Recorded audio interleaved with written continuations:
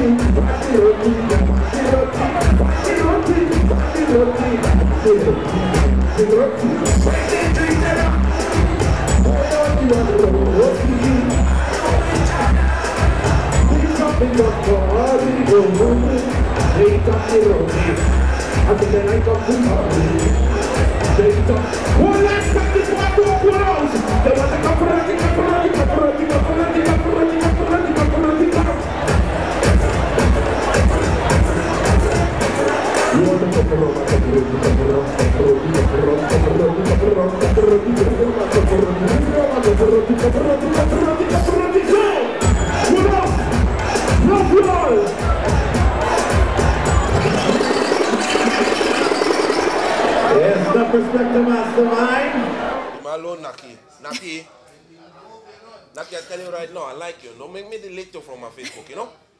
You're my friend. This is good shit. I like you, Naki.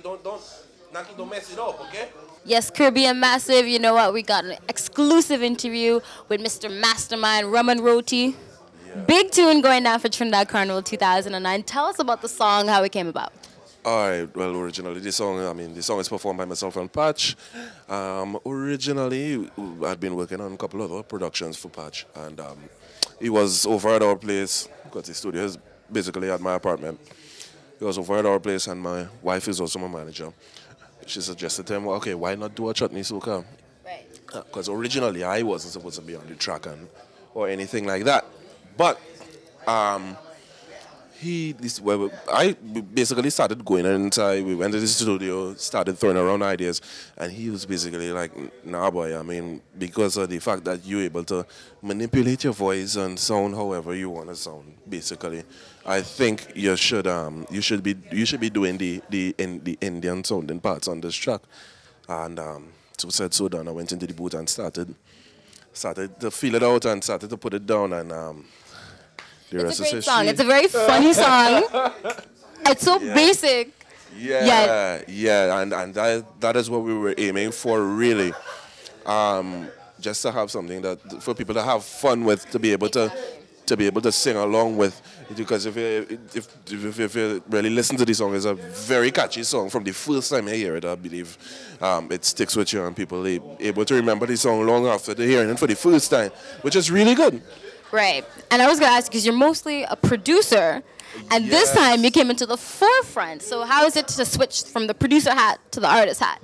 Well, before the producer hat, I was a performing musician. I was a keyboardist with Asylum Band.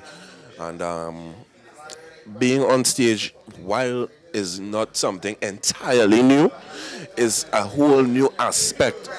And it's been a lot of fun. It's been a lot of fun. This season has been a lot of fun being out there as a performer, now as a vocalist. I'm also now a member of Show in Winchester and DU as part of their front line. I joined this season, and I'm going to be touring with them for the rest of the year and beyond. It's been really, really exciting. I mean, I can't even really explain the the fun I've been having. Do you have a preference in terms of producing or being an artist? Wow. I'm not sure. I'm trying to see how best. I mean, because this being an artist thing now is really new, and we're just trying to put everything in place now to accommodate both. Because I mean, I really, really love the producing thing, and if I initially left the band, like playing live, I left that alone for a while so I could concentrate on the production side of things. And now I'm onto the singing side of things. And to see, like, I really have a preference. It's a hard one, right? Yes, that's a hard choice to make, you know. And what do you think about Dr. J and what he's doing for the soca scene? Wow, well, Dr. J is definitely doing his work. He is definitely putting in his hours to make sure that soca gets out there and more people know about soca. Soca is alive throughout the world, you know. Now, you touched upon something I was going to ask about. What do you think could be done to really make soca go more mainstream and take it outside of the Caribbean? Well, I believe one of the key things is that we, and when I say we, I mean we as Trinidadians, we as West Indians, we as, you know, the originators of soca music need to show a little bit more love, a little bit more appreciation, a little bit more respect for our craft. We can't expect anybody else to respect our craft. We can't expect anybody else to love what we do if we don't love it ourselves and treat it with that same respect that it deserves. You know, so I mean that's really the first step in getting our music out there recognized as another genre, because it could stand up. Our music could stand up. Our music is of the same quality, and I don't see any other reason as to why our music can't make it out there. Any projects that you're working on for the rest of 2009, maybe beginning of 2010, that you want to give the fans a little up close and personal with? As everybody may or may not know, I'm very much involved in Christmas music, the soca parang and that kind of thing. So I'm getting started. I know it's pretty early. It's no March, but I'm getting started on putting down Christmas music. We're getting started on putting down material for the summer. We're starting to get stuff prepared for next year as well. Right. We can't stick. We can't stick, so we're looking to get stuff prepared for next year as well. Put my hands on material and stuff for the coming carnival season in Trinidad. Because, you know, pretty much that's where everything kicks off. So we're keeping very busy. We're keeping very, very busy on the singing side, as well as I'll be touring here, there, and wherever with you. I mean, I have a few solo performances as well, like tonight. But I'm just going to be keeping busy on the performing side of things, on the producing side of things. You might see me playing somewhere. You might see me hold a keyboard or a guitar somewhere, you know. Right. Just keeping busy. It's all about music. It's all about soca music. It's all about calypso music for the rest of the year. Well, that's great. Well, there you have it. We're right here at the Return FETE Soca 2009, right here in Toronto with Mastermind. There you have it. Don't go anywhere. We'll be right back with more Return FETE coverage right here on Soca Therapy TV.